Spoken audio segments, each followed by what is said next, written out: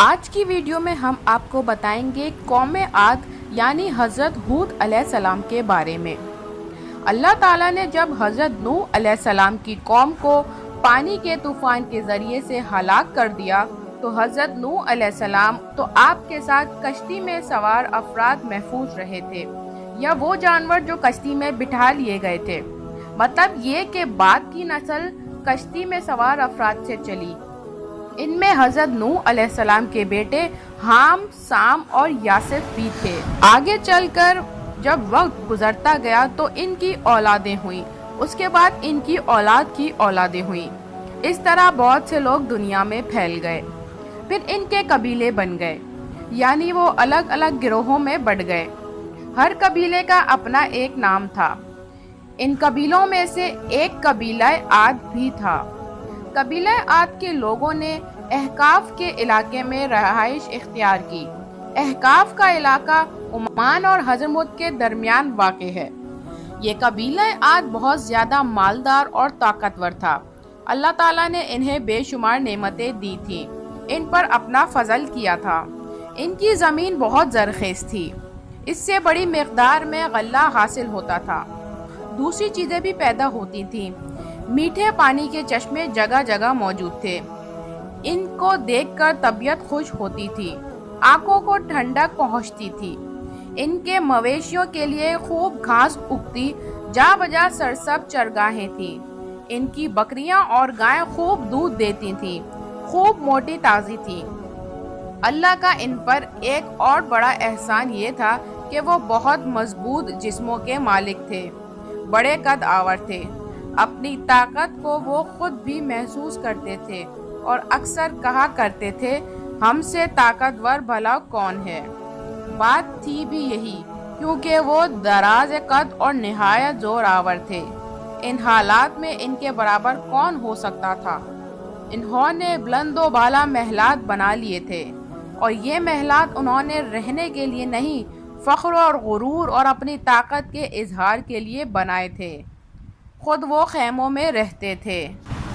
قرآن مجید کی سورہ شعراء میں یہ ہے کہ سیدنا حضرت ہود علیہ السلام نے ان کو مخاطب کر کے فرمایا، کیا تم ایک ایک ٹیلے پر بطور کھیل تماشا نشان لگا رہے ہو اور بڑی صنعت والے مضبوط محل تعمیر کر رہے ہو؟ گویا تم ہمیشہ یہیں رہو گے، اور جب کسی پر ہاتھ ڈالتے ہو تو بے رحمی کے ساتھ ہاتھ ڈالتے ہو۔ اللہ سے ڈرو اور میری پیروی کرو۔ اس سے ڈرو جس نے ان چیزوں سے تمہاری امداد کی جنہیں تم جانتے ہو۔ اس نے تمہاری مدد کی مال سے اور اولاد سے، باغات سے اور چشموں سے۔ مجھے تو تمہاری نسبت بڑے دن کے عذاب کا اندیشہ ہے۔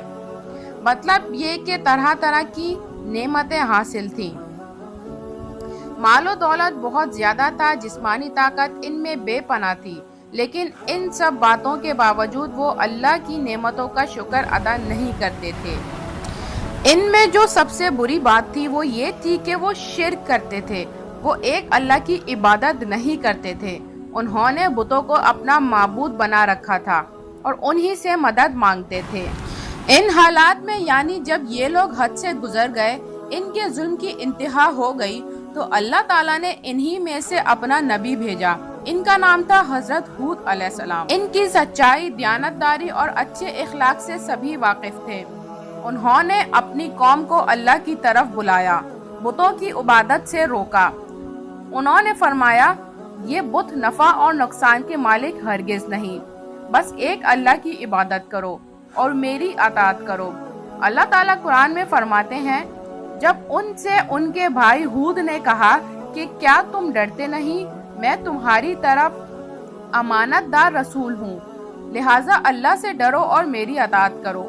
میں اس پر تم سے کسی اجرت کا سوال نہیں کرتا، میرا اجر تمام جہاں کے پروردگار کے پاس ہی ہے۔ حضرت ہود علیہ السلام کی باتیں سن کر انہیں بہت حیرت ہوئی۔ انہوں نے کہا، ہم ایک اکیلے معبود کی عبادت کس طرح کر سکتے ہیں؟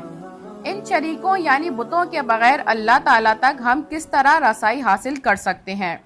ہم نے تو اتنی عجیب باتیں پہلے کبھی نہیں سنی، جن کی عبادت ہمارے باپ دادا کرتے رہے، آخر ہم ان کی عبادت کس طرح چھوڑ دیں؟ قرآن مجید میں اللہ تعالیٰ فرماتے ہیں کہ کیا تم ہمارے پاس اس لیے آئے ہو کہ ہم اکیلے اللہ ہی کی عبادت کریں اور جن کو ہمارے باپ دادا پوجتے چلے آئے ہیں اس کو چھوڑ دیں؟ تم اگر سچے ہو تو جس چیز سے ہمیں ڈراتے ہو اسے ہم پر لے آؤ۔ اللہ کے رسولوں کے ساتھ یہ ہوتا ہی آیا ہے۔ خود ہمارے پیارے نبی صلی اللہ علیہ وآلہ وسلم کو کیا کچھ نہیں کہا گیا۔ بہرحال انہوں نے جو کچھ کہا، اللہ تعالیٰ نے قرآن مجید میں ارشاد فرمایا ہے کہ اے میری قوم، اللہ ہی کی عبادت کرو اور اس کے سوا تمہارا کوئی معبود نہیں۔ کیا تم ڈرتے نہیں؟ ان کی قوم کے کافر سرداروں نے کہا کہ تم ہمیں احمق نظر آتے ہو اور ہم تمہیں جھوٹا خیال کرتے ہیں۔ جواب میں حضرت ہود علیہ السلام نے کہا، اے میری قوم، میں بے وقوف نہیں بلکہ اللہ تعالیٰ کی طرف سے رسول ہوں، اپنے رب کا پیغام تمہیں پہنچاتا ہوں اور میں تمہارا خیر خواہ اور امانت دار ہوں۔ ان لوگوں نے حضرت ہود علیہ السلام کی بات نہ مانی اور زیادہ سرکشی پر اتر آئے۔ کہنے لگے کہ تم دیوانے ہو، ہمارے بتوں کو برا بھلا کہتے ہو، اس لیے انہوں نے تمہیں دیوانے پن میں مبتلا کر دیا۔ قرآن کریم نے ان کے الفاظ یوں نقل کیے ہیں کہ ہم تو یہ سمجھتے ہیں کہ ہمارے کسی معبود نے تمہیں آج سے پہنچا کر دیوانہ کر دیا ہے۔ ان کی بات سن کر حضرت ہود علیہ السلام نے فرمایا، اے میری قوم، اپنے رب سے معافی مانگو، پھر اس کے آگے توبہ کرو، وہ تم پر آسمان سے موسلا دھار بارش برسائے گا اور تمہاری طاقت پر طاقت بڑھائے گا، اور دیکھو گناہگار بن کر روگردانی نہ کرو۔ جواب میں وہ کہنے لگے کہ اے ہود، تو ہمارے پاس کوئی واضح دلیل تو لایا نہیں، صرف تیری باتوں سے تو ہم اپنے معبود کو چھوڑنے والے نہیں اور نہ ہم تجھ پر ایمان لا سکتے ہیں۔ تو اس پر حضرت ہود علیہ السلام نے فرمایا، میں اللہ کو گواہ بناتا ہوں اور تم بھی گواہ رہو کہ جن کو تم اللہ کا شریک بناتے ہو میں ان سے بیزار ہوں۔ حضرت ہود علیہ السلام کی تبلیغ سے چند آدمی ایمان لے آئے۔ اب کفار ان کا مذاق اڑانے لگے، انہیں تنگ کرنے لگے۔ حضرت ہود علیہ السلام کی اطاعت کے متعلق ان سے طرح طرح کی باتیں کرتے۔ سالہ سال کوششوں سے صرف چند آدمی مسلمان ہوئے، باقی ان سے کہتے تھے کہ تم نے اپنے جیسے ایک آدمی کی اطاعت قبول کر لی، وہ کہتا ہے جب ہم مر جائیں گے اور مٹی ہو جائیں گے تو ہمیں دوبارہ اٹھایا جائے گا، بھلا یہ کیسے ممکن ہے؟ حضرت ہود علیہ السلام مسلسل انہیں بتوں کی عبادت چھوڑ دینے اور ایک اللہ کی عبادت کرنے کے لیے کہتے رہے۔ وہ ان سے کہتے، میری قوم، اللہ کی نعمتوں کو یاد کرو، اس کا شکر ادا کرو، اس نے تمہیں قد و قامت میں کس قدر دراز کیا ہے، طاقت و قوت میں تمہیں کس قدر زیادہ کیا ہے، اور قوم نوح کو تباہ و برباد اور غرق کرنے کے بعد تمہیں اس زمین میں جانشین بنایا ہے، رزق میں تمہاری فراوانی دی ہے، لہٰذا تم اللہ کے احسانات کے پاس کرو، اس کی عبادت کرو۔ یاد رکھو، اگر تم نے شرک کو نہ چھوڑا، اسی کی عبادت نہ کی، میری بات نہ مانی تو اللہ کی طرف سے تم پر عذاب آئے گا۔ دنیا میں ذلت و رسوائی کے علاوہ آخرت کا عذاب بہت بھیانک ہوگا، ٹھکانہ جہنم ہوگا۔ اس تمام تر تبلیغ کے باوجود وہ اپنی بات پر ڈٹے رہے۔ ان کا خیال تھا کہ ہم تو اتنے طاقتور ہیں، ہمیں بھلا کون عذاب میں مبتلا کر سکتا ہے۔ حضرت ہود علیہ السلام نے جواب میں انہوں نے جو کچھ کہا وہ قرآن کریم میں اس طرح آیا ہے کہ اب عادیوں نے تو بے وجہ زمین پر سرکشی شروع کر دی اور کہنے لگے کہ ہم سے زیادہ طاقتور کون ہے؟ کیا انہیں یہ نظر نہیں آیا جس نے انہیں پیدا کیا ہے وہ ان سب سے زیادہ زور آور ہے؟ وہ آخر تک ہماری آیات کا انکار ہی کرتے رہے۔ ان کی گمراہی کی انتہا یہ تھی کہ حضرت ہود علیہ السلام کو للکار کر کہنے لگے کہ کیا تم ہمارے پاس اس واسطے آئے ہو کہ ہم صرف اللہ ہی کی عبادت کریں اور جن کو ہمارے باپ دادا پوچھتے تھے ہم ان کو چھوڑ دیں؟ لہٰذا ہم کو جس عذاب کی دھمکی دیتے ہو اس کو ہمارے پاس منگوا دو اگر تم سچے ہو۔ اب ان لوگوں نے عذاب کی کو خود دعوت دے ڈالی اور یہ انتہائی خطرناک بات تھی۔ جب کوئی قوم خود عذاب مانگے تو پھر اللہ کا عذاب آ کر رہتا ہے۔ قوم عاد پر عذاب کی ابتدا اس طرح ہوئی کہ ان کے علاقے میں شدید خشک سالی ہو گئی، مدت تک بارش نہ ہوئی، زمین کا پانی ختم ہونے لگا، کھیت خشک ہو گئے۔ وہ اپنے بتوں کی طرف دوڑے، ان کو وسیلہ بنایا، لیکن بت بھلا کیا بارش برسا سکتے تھے؟ زمین کو زندہ کرنے کی طاقت ان میں کہاں تھی؟ خشک سالی میں اور اضافہ ہو گیا، کنویں سوکھ گئے۔ کافروں کی حالت یہاں تک پہنچی کہ وہ درختوں کے سوکھے پتے کھانے پر مجبور ہو گئے۔ اس طرح جانوروں کے لیے خشک گھاس بھی نہ بچی، وہ لوگ بہت کمزور ہو گئے، بھوک اور پیاس سے مرنے لگے۔ یہ خشک سالی کافی عرصے تک جاری رہی۔ جن کھیتوں پر وہ فخر کرتے تھے وہ چٹیل میدان بن چکے تھے۔ اس طرح قوم عاد کا غرور ٹوٹ گیا، اس کی طاقت خاک میں مل گئی۔ پھر اللہ تعالیٰ کا عذاب ان پر عجیب رنگ میں آیا۔ وہ شدید بھوک اور پیاس کی حالت میں تھے کہ اچانک آسمان پر ایک سیاہ بدلی ظاہر ہوئی۔ وہ اس کو دیکھ کر خوشیاں منانے لگے۔ ان کا خیال تھا کہ اس بدلی سے بارش ضرور ہوگی۔ شدید ناامیدی کے بعد انہیں یہ امید کی کرن نظر آئی تھی۔ اب وہ موسلا دھار بارش کا انتظار کرنے لگے، خوش ہو کر کہنے لگے کہ یہ بادل ہم پر بارش برسائے گا۔ یہ ان کا خیال تھا کہ اس کے جواب میں اللہ تعالیٰ نے فرمایا، بلکہ دراصل یہ بادل وہ چیز ہے جس کی تم جلدی کر رہے تھے، ہوا ہے جس میں دردناک عذاب ہے۔ جس بادل کو وہ بارش برسانے والے خیال کر رہے تھے وہ عذاب کا بادل تھا، اس میں بارش نہیں تھی، وہ عذاب تھا جس کو انہوں نے خود مانگا تھا۔ پھر تیز ہوا چلی، بہت تیز، اور وہ ہوا آندھی کی شکل اختیار کر گئی اور طوفان بن گئی۔ اس میں ذرات بھی تھے، اس کی آواز بجلی کی کڑک جیسی تھی۔ یہ ہوا اس قدر شدت کے ساتھ چلی کہ ان کے خیمے تک اڑ گئے، ان کے گھر گر گئے، بلند و بالا محلات زمین پر آ گئے، ان کے حیوانات ہوا میں اڑ گئے۔ ہوا نے پہلے انہیں اوپر اٹھایا، بلندی پر لے گئی، پھر زمین پر دے پٹخا۔ ان کی ہڈیاں پسلیاں ریزہ ریزہ ہو گئیں، گوشت بکھر گیا، وہ مردار ہو کر زمین پر گرے۔ درخت بھی زمین سے اکھڑ کر فضا میں اڑتے نظر آئے۔ اللہ تعالیٰ نے فرمایا، بالآخر انہیں وعدہ برحق کے مطابق زور کی آواز نے آن پکڑا اور ہم نے ان کو کوڑا کرکٹ کر ڈالا، پس ظالموں کے لیے پھٹکار ہی پھٹکار ہے۔ یہ لوگ زمین پر اس طرح گر گئے جیسے کھجور کے کھوکھلے تنے ہوں۔ اللہ تعالیٰ نے انہیں کھجور کے کھوکھلے تنوں سے اس لیے تشبیہ دی کیونکہ ان کے سر ساتھ نہیں رہے تھے۔ جب ہوا نے انہیں پٹخا تو ان کے سر الگ ہو گئے تھے۔ اللہ تعالیٰ نے اس کیفیت کو یوں بیان فرمایا، ہم نے ان پر تیز و تن مسلسل چلنے والی ہوا منحوس خیر و برکت سے خالی دن میں بھیج دی، جو لوگوں کو اٹھا اٹھا کر پٹختی تھی، گویا وہ جڑ سے کٹے ہوئے کھجور کے درخت کے تنے ہیں۔ پس کیسی رہی میری سزا اور میرا ڈرانا۔ انہوں نے سوچا کہ وہ پہاڑوں اور غاروں میں پناہ لیں، لیکن ہوا نے ان کا وہاں بھی پیچھا نہ چھوڑا، وہ انہیں غاروں سے بھی نکال لائی۔ وہ زبردست آندھی مسلسل 7 راتیں اور 8 دن چلتی رہی۔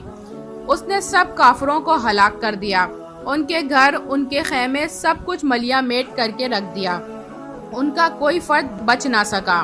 اللہ تعالیٰ نے فرمایا، اس طرح عادیوں میں بھی ہماری طرف سے تنبیہ ہے، جبکہ ہم نے ان پر خیر و برکت سے خالی آندھی بھیجی، وہ جس چیز پر گزرتی تھی اسے بوسیدہ ہڈی کی طرح چورا چورا کر دیتی تھی۔ اللہ تعالیٰ نے یہ بھی فرمایا، اور عادی بے حد تیز و تند ہوا سے غارت کر دیے گئے، جو ان پر برابر لگاتار 7 راتیں اور 8 دن تک بحکم الہی چلتی رہی۔ پوری قوم عاد تباہ ہو گئی، ان کا ایک بھی فرد نہ بچ سکا، ان کا سارا غرور خاک میں مل گیا، طاقت پارا پارا ہو گئی، وہ عذاب آ گیا جس کی وہ جلدی مچا رہے تھے۔ اس لیے ہمارے پیارے نبی صلی اللہ علیہ وآلہ وسلم جب آندھی کو دیکھتے تو گھبرا جاتے تھے۔ حضرت عائشہ صدیقہ رضی اللہ تعالیٰ عنہ فرماتی ہیں کہ جب تیز ہوا چلتی تو رسول صلی اللہ علیہ وآلہ وسلم فرماتے، اے اللہ، میں تجھ سے اس ہوا کی بھلائی مانگتا ہوں، اور جو کچھ اس میں ہے اور جو کچھ دے کر وہ بھیجی گئی ہے اس کی بھلائی مانگتا ہوں، اور میں اس کے شر سے تیری پناہ میں آتا ہوں، اور جو کچھ اس میں ہے اور جو کچھ دے کر وہ بھیجی گئی ہے اس کے شر سے پناہ مانگتا ہوں۔ حضرت عائشہ فرماتی ہیں کہ جب آسمان پر بادل چھا جاتے تھے تو نبی کریم صلی اللہ علیہ وآلہ وسلم کے چہرے کا رنگ تبدیل ہو جاتا تھا۔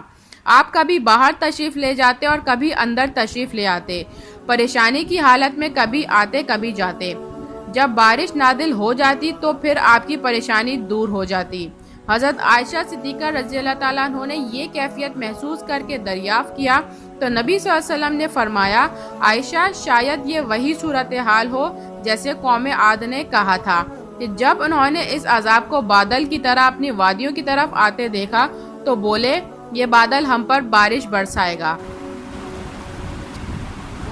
جو لوگ حضرت ہود علیہ السلام پر ایمان لے آئے تھے انہیں اللہ تعالیٰ نے بچا لیا۔